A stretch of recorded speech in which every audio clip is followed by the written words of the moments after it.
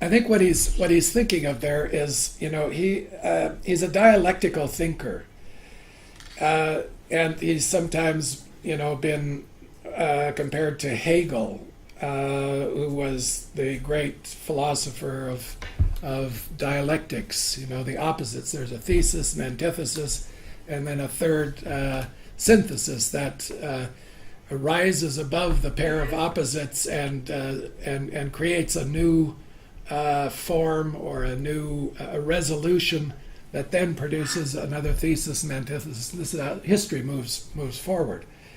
And Jung was that kind of thinker. He thought in terms of a dialectic. Also, in the psychology, there's a movement from unconscious to consciousness, and then consciousness has to grapple with the unconscious, and so there's a polarization between the two, and out of that polarization there emerges the transcendent function, which bridges the opposition between conscious and unconscious, provides a symbol that then can carry the psyche forward. That's his idea of psychological growth and development. And so if he puts that into these theological terms, you have this opposition between good and evil, two sides of God as he would see it. There's a good son and a bad son, a good father and a bad father, something like that, or a masculine and a feminine element. With regard to good and evil, Victor White at one point accuses him of being a dualist. Okay, and this, of course, is an ancient heresy in the Christian church. It was rejected by the church fathers, and they said there isn't a good God and a bad God. That's Zoroastrianism or something. We just believe in one God, and that is a good God. So Victor White accuses Jung of being a dualist, and Jung writes back and he says, I'm absolutely not a dualist. Dualism is at the heart of the Christian church. You've got a Satan there, and Satan is going to live in hell for eternity. That's the dualism. I'm not a dualist. I believe in the unity of the self, he said. I believe that, and this is shown by mandalas. Jung's fixation on the mandala is because he saw it as a representation, an empirical representation of the unity of the psyche. And so he says, I'm not a dualist. I believe in unity of the psyche, but there are tensions between opposites within this unity, or polarities. And when these polarities begin working against each other, there's an intense polarization. You get severe conflict. You have to hold the tension of the conflict, and out of that emerges a third thing.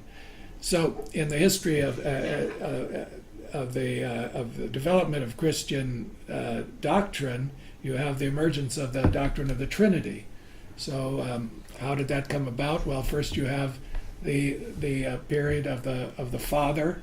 That's number one. Father. That's the Old Testament, the Yahweh, and out of that comes the two, the Father's Son, and they stand in a relation to each other, and then out of that two emerges the third, which unites the two. That's the Holy Spirit.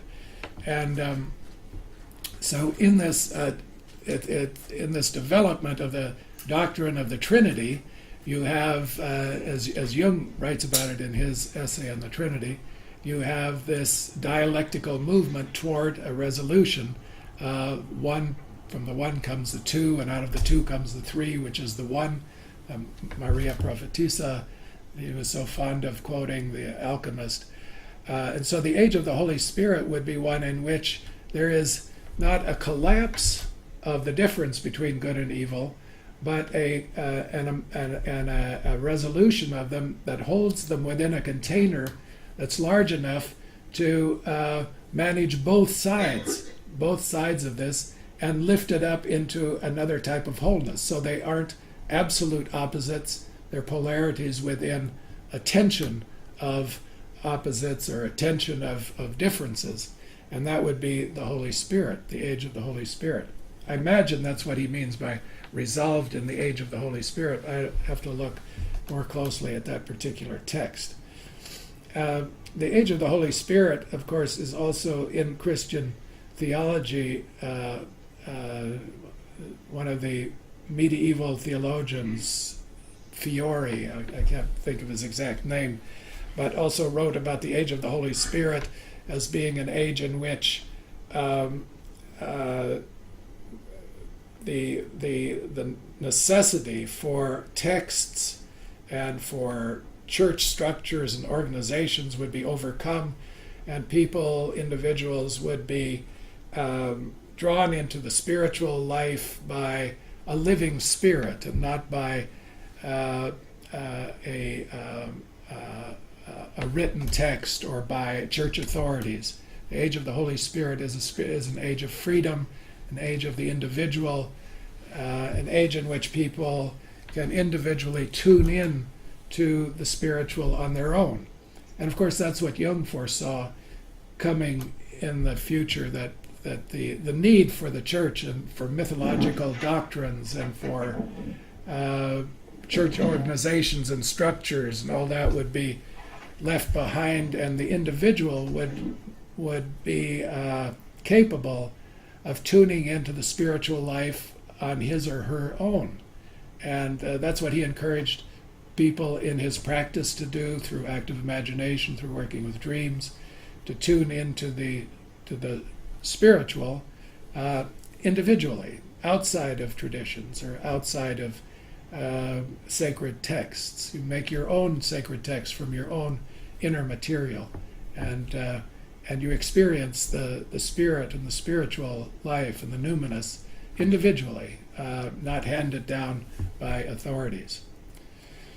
And then, of course, that implies that you will experience yourself and all your polarities, your good side, your shadow side, your feminine, your masculine.